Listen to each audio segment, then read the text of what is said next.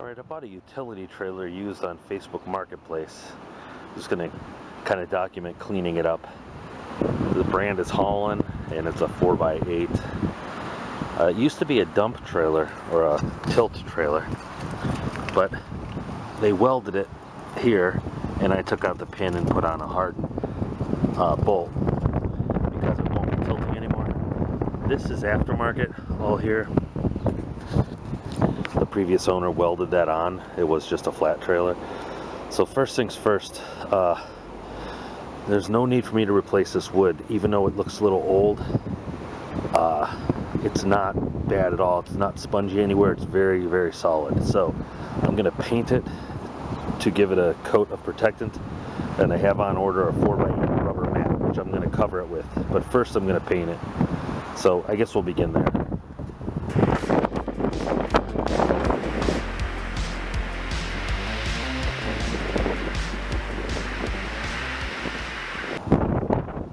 Alright, that was absolutely brutal. It's in the high 30s, middle 30s probably. It's going to get to the high 30s, and the wind is just blowing like crazy. So of course I've got wet paint and pine needles are all over the place, but I'll brush them off once it dries.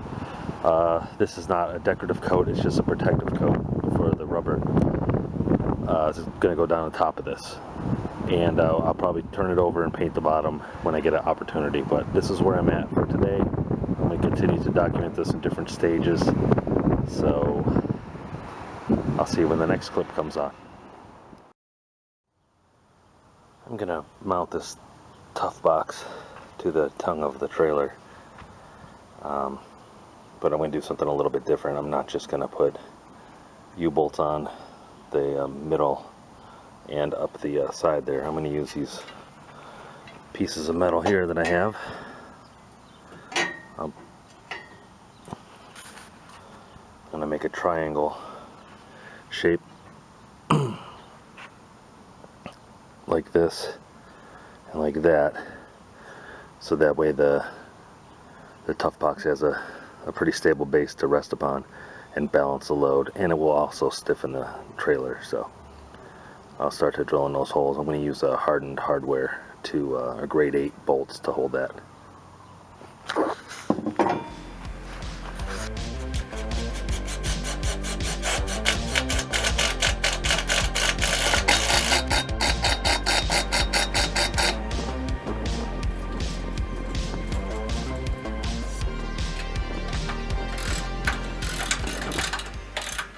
Alright, there's the bracing that I put on. That's just simple stock metal, galvanized. These particular bars, I guess I'll call them, are from utility poles. When they strap an old pole to a new pole, they use these for cross bracing. So that's where I got them from.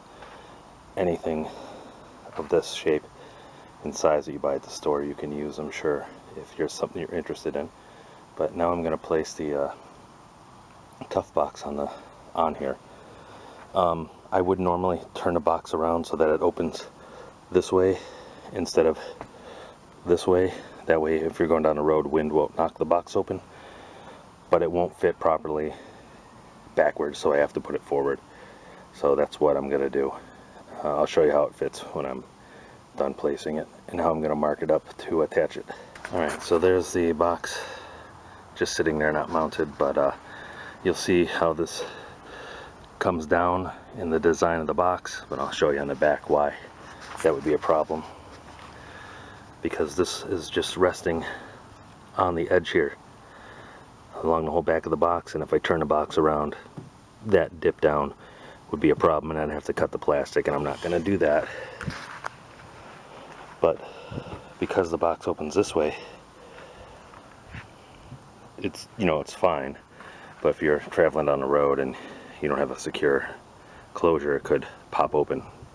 Aerodynamically, it'd be best if I mounted it backwards, but again, I showed you why I'm not going to do that. So let me get underneath here and put the U-bolts on and see how it fits.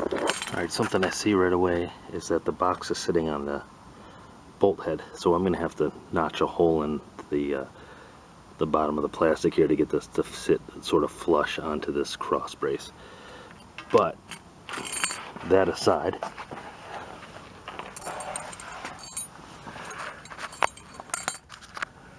when I bought these here, I really had only measured the depth of the beam. I didn't measure the width of the beam. So there's going to be some play, but what I'm going to do is, see if I can get a good angle. I'm going to put these in at an angle.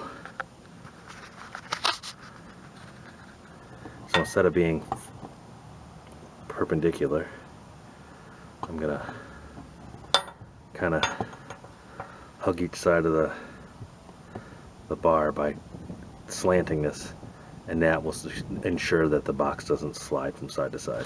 Alright, this thing's dirty as heck, but I made some marks here. I don't know if the camera's picking it up, but here's my marks with the Sharpie. So I'm going to drill here, and then I'll put the box on right side up and see how it fits.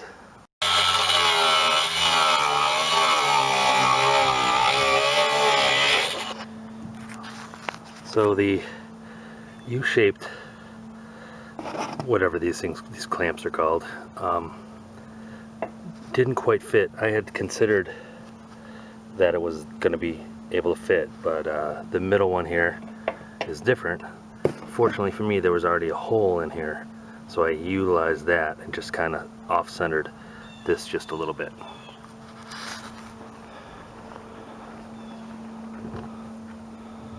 So on the inside, I drilled an extra large hole here a bit, so I put in a silicone. I drilled some drain holes here, and here's where the head of the bolt came through the box. I drilled a hole so it sit a little more flush. This is what the bottom looks like. You can see I crisscrossed them to make up for the width difference. There we go. So now the box is mounted. I'm onto these ATV general purpose ramps. As you can see how it sits here, I'm going to work on mounting it so it sits here, and of course the box will take up a majority of the front, so not that nothing could get out, but certainly anything rolling around by chance would be caught between the ramps and the box, hopefully. So onto that. Well, I mounted the ramps. Took a little bit longer than I expected, actually, because the previous owner made these foot tall rails around the edge, and it's not, I don't know, it's not really hardened steel, but it certainly isn't mild steel. So I ended up just sticking a bolt through with a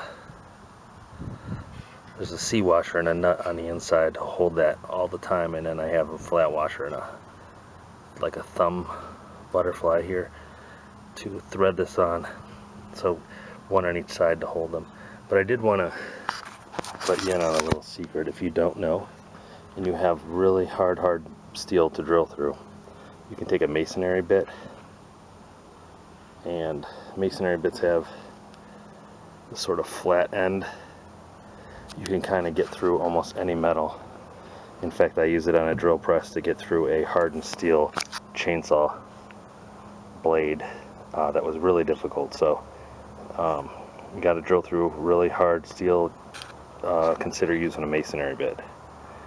So next I'm going to prop the trailer up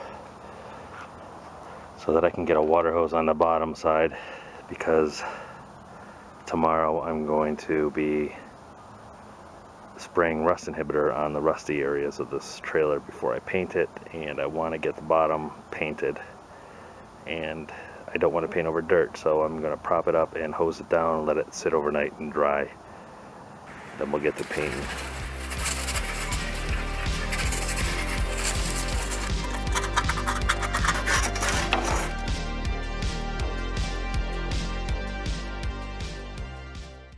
So with the bottom spray painted, I'm going to remove all of this hardware that I put on the box and these loading ramps. I'm going to scrape the paint off that's loose here and brush on red.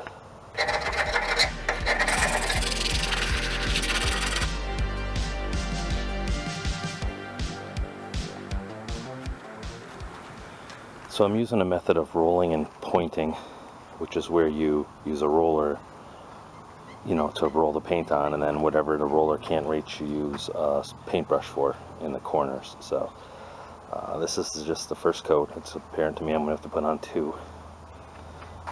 Right, so it looks okay, better than it did. But here's the unfinished side.